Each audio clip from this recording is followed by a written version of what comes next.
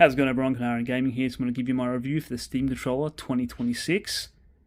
This controller completely relies on Steam input, which is fair enough. It is a Steam controller. And there's so much customizations and so many options within Steam input to help this controller, and it's mind-blowing, actually. You can customize this controller to do whatever you want in regards to, being a controller or a mouse and keyboard. The two touchpads are touch capacitive, same with the tops of the sticks, even the grips are touch capacitive, so you can have inputs on just touching these things, including the grips, and that's good for using the gyro. So you can have motion aiming just from holding the grips.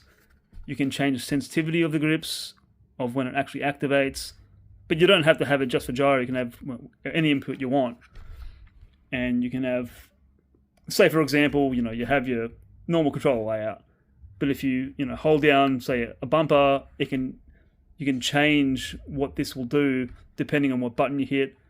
Like, you can do all these crazy mappings with Steam input. It's really mind blowing, and that's great for trying to emulate a mouse keyboard with any controller. But there is so many buttons and things to have so many extra layers of keys or whatever on a controller. It's truly awesome. Thumbsticks are awesome, a TMR, so no stick drift. Well, hopefully. Yeah, they feel good. They're just great sticks overall. Back buttons are good. There's 4 of them, more the merrier. I think the placement is great. I have seen some people say they accidentally press these things. I'm pretty surprised by that, because it takes a bit of give to press them, in my opinion. Maybe because I don't, tense up when I'm playing. Everyone's different, but yeah, I think they're great. And I've seen another video of people complaining about the holes, that it digs into their skin. I didn't have that issue at all. I had to remember the holes were even there. One of their videos popped up and it's like, oh, that's right. But when I'm playing, me personally, I didn't feel that. Anyway, the back buttons are awesome in my opinion. Just fired up City Skylines to test the Steam controller with this type of game. And this is a game I'd never dabble into. Not sure why I bought it now. I got it on a Steam sale. Anyway, I fired up the first community fig and he's done some pretty cool things. The left trackpad brings up different menus, which you can configure yourself. The right trackpad is a mouse, obviously.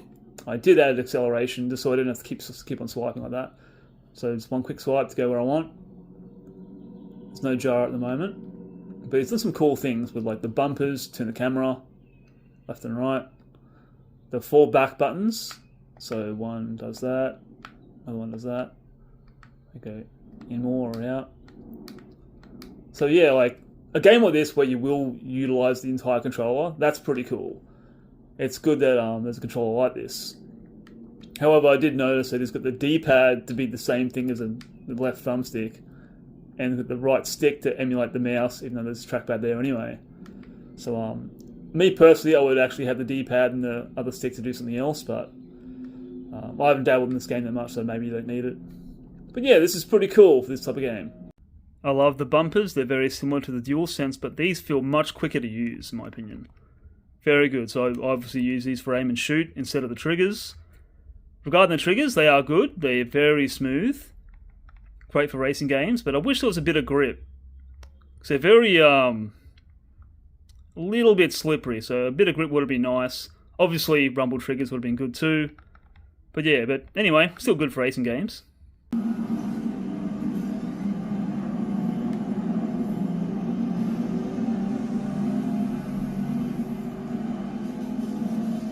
Regarding the gyro, I was having issues at first, but that was my fault, as I wanted to do my own config. I didn't want to use a community config, but I wasn't used to Steam input either, because I was so used to using Rewires and the DualSense.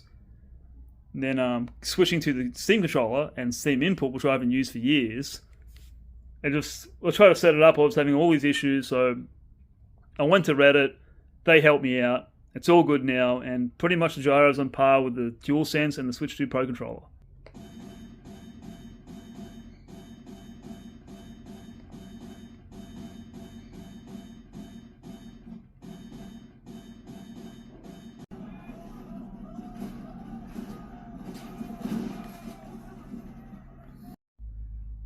So the trackpads are not buttons like the original Steam controller. Like when it's not turned on, you just can't press anything in. But when you have the controller turned on and you have things assigned to trackpad press, there is the trackpads are like, what do you call it, pressure sensitive. So a little bit of pressure, you'll feel like sensor or motor sensors in there, like emulating the feeling of a button press, but there's not actual button there. So I think they did that because with the original Steam controller, after a while, some of the pads would start to stuff up. Like my left trackpad on my original Steam controller, when I pressed it in, like nothing would assign. Even though there's inputs assigned to it, nothing would happen. So I think it's more of a, just to make sure the controller is long lasting with the trackpads. So if that's the reason, then obviously that's good. Also, for dual trackpad users, which I was with the original Steam controller, like for movement and move camera, if you're using the right trackpad for the camera, that's fine in my opinion, because I found myself only needing this part, so I could still jump to the thumbstick or buttons, face buttons. That's fine. But with the movement, for example, WASD, you still need that whole trackpad for that movement. And I found myself like really having trouble with that, because I'd really just want to be using this much only, but obviously you need the whole trackpad for that movement. And I could just never get comfortable with it. I tried a few times, but I just ended up using the thumbstick instead. So I'd have the off axis, like the Xbox style, one thumb up here, one thumb down here. That's what I started doing. I'll be very surprised if there's any dual trackpad users with this controller for movement and move camera. Hopefully I get proved wrong, but that's my opinion. So like, if you're a dual trackpad user and hoping to do the same thing with this controller, just don't get your hopes up. I can see you just using the left thumbstick instead. And yeah, that's me though. I'm actually very surprised by the buttons, the face buttons. They feel very good, even though they're membrane, but they feel good. And they're not too small, so don't worry about that. And I actually like the select and start buttons especially, or what I call select and start. They stick out, they feel good, very easy to press. And the two middle buttons, they're just for Steam input, so nothing to do with in-game. But anyway, I love all the face buttons. The D-pad, in my opinion, is a bit too wide, and the gloss finish, I don't know, I just feel like I'm myself just slipping all over the place. But in saying that, it does input everything correctly, in my opinion.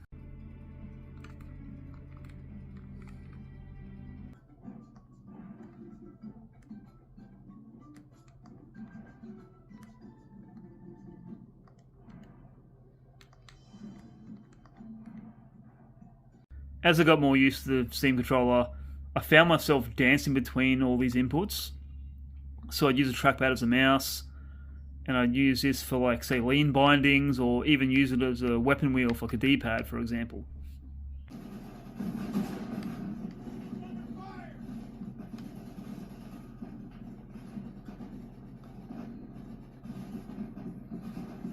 So at the end of the day, I personally love the controller, but it depends on what you're into. If you like what you're hearing with this review, then fair enough. And keep in mind, this controller is only supported by Steam input as of right now. Maybe Rewise and other programs will support it later on. Maybe it'll get supported by, say, CMU emulator, Dolphin emulator, Ship of Harkini, and right now that doesn't have native support for this controller yet. So for those emulators, I'm still going to stick with the DualSense because it has native support. But for pretty much everything else, I'll stick with this. As much as I do love my DualSense Edge,